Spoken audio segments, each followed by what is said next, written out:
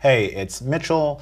Today is January 20th, and YouTube just announced some of the changes that they're making to their YouTube partner program, and it's definitely affecting me. It's in potentially a big way. I listened to a really interesting live stream with Justin Odisho, who made some really valid points, but this is kind of a response not only to the changes in the YouTube partnership program, but just kind of a response video voicing where I'm coming from in relation to the points that he made. If you haven't heard by now, there is an email that was sent out to all the YouTube creators, and I'll go ahead and read you kind of the cliff notes. So under what's changing are the requirements announced today. My channel will no longer be eligible for monetization because it doesn't meet the new threshold of either 4,000 hours of watch time within the past 12 months and 1,000 subscribers. As a result, your channel will lose access to all monetization tools and features associated with the YouTube Partner Program on February 20th, 2018, unless you surpass this threshold in the next 30 days. Accordingly, this email serves as the 30-day notice that your YouTube Partner Program terms are terminated. One of YouTube's core values is to provide anyone the opportunity to earn money from a thriving channel. Creators who haven't yet reached this new threshold can continue to benefit from our Creator Academy. Let's talk about how this affects me and how this affects the content on my channel. I'll go ahead and I'll share a screenshots of my YouTube dashboard. As of recording this, I have 883 subscribers. Now to dive into the analytics, I have 1,900 views over the past 48 hours. My last most popular video was the cool motorcycle trip video, which I'll link down below. I have 60,000 minutes of watch time in the last 28 days and 23,000 views in the last 28 days. Average view duration is 2.5 minutes, give or take. Estimated revenue is $45. And I can tell you from the money that I've been getting, it's a little bit closer to $50 a month, and I'll get into the money in a second. And over the last 28 days, I have gained 112 subscribers. How this is going to be affecting me is, although I am on track to hit the 1,000 subscriber mark almost exactly on January 20th, and if you're watching this video, you could help me out a lot by subscribing and helping me get closer to that. But I'm exactly on track to hit the 1,000 subs by January 20th. But how this affects me? Well, I have a YouTube channel and I'm currently living in third world countries, either Thailand, Vietnam, etc. And my rent is between $170 and $200 a month. So that $50 I get, it goes to my Adobe Creative Cloud membership, and it pays for the software I use to create the content that I bring to you guys, as well as some of it goes to living expenses, because at the end of the day, for someone like myself living in these conditions, it is a chunk of change.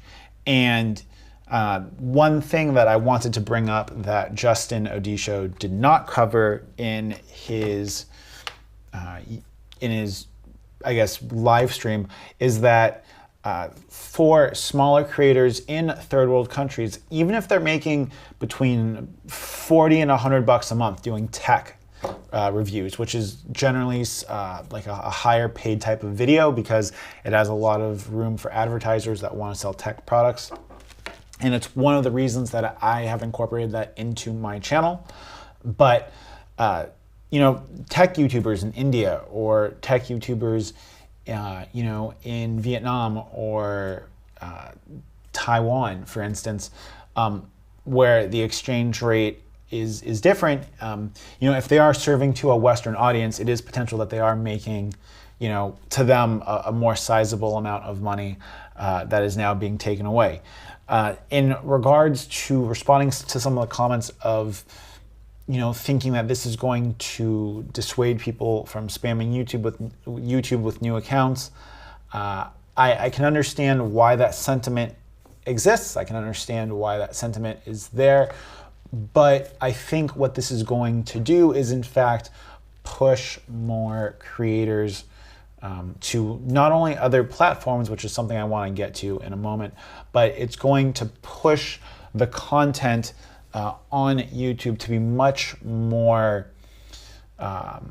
It's going to push the content on YouTube to be significantly more kind of trendy and trying to game the system in order to get clicks. And it's something that I'm already guilty of.